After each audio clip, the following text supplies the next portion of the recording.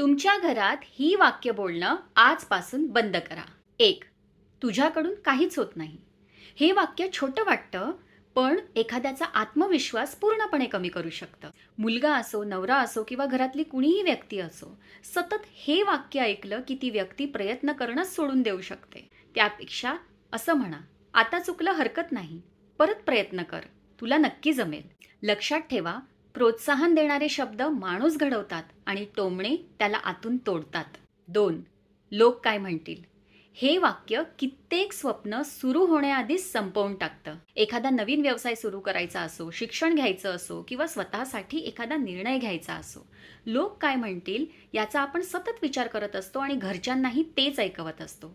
पण लक्षात ठेवा, लोक थोडे दिवस बोलतात, नंतर विसरून जातात. पण आपण न घेतलेल्या निर्णयाची खंत आयुष्यभर आपल्या मनात असते. 3.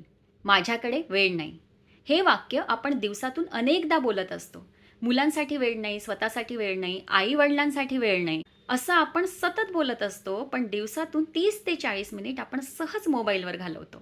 कारण प्रश्न वेळेचा नसतो, प्रश्न असतो प्राधान्याचा. ज्या गोष्टीला आपण प्राधान्य देतो त्याच्यासाठी आपल्याला आपोआप वेळ मिळतो.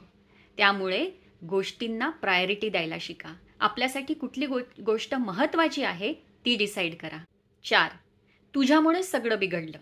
एखादी गोष्ट चुकीची झाली की दुसऱ्यांना दोष देणं खूप सोपं असतं. पण दोष दिल्याने समस्या सुटत नाही.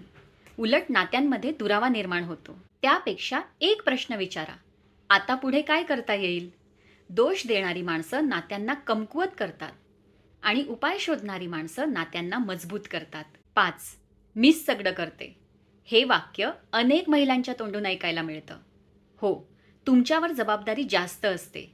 घराची, स्वयंपाकाची, मुलांची, घरातल्या व्यक्तींची सगळी जबाबदारी तुमच्यावर असते. पण हे सतत मनात ठेवलं तर त्यामुळे राग, ताण आणि निराशा वाढते. त्याऐवजी यातून मार्ग कसा काढता येईल याचा विचार करावा. घरातल्यांशी संवाद साधून कामं आपसात वाटून घ्यावी. घर ही सगळ्यांची जबाबदारी आहे हे सगळ्यांना समजावून सांगावं. लक्षात ठेवा, घरातले वातावरण एका दिवसात बदलत नाही.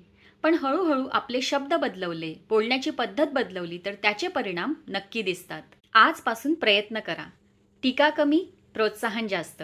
राग कमी, संवाद जास्त. कारण सुंदर घर भिंतींनी नाही तर सुंदर शब्दांनी आणि प्रेमाने उभं राहतं.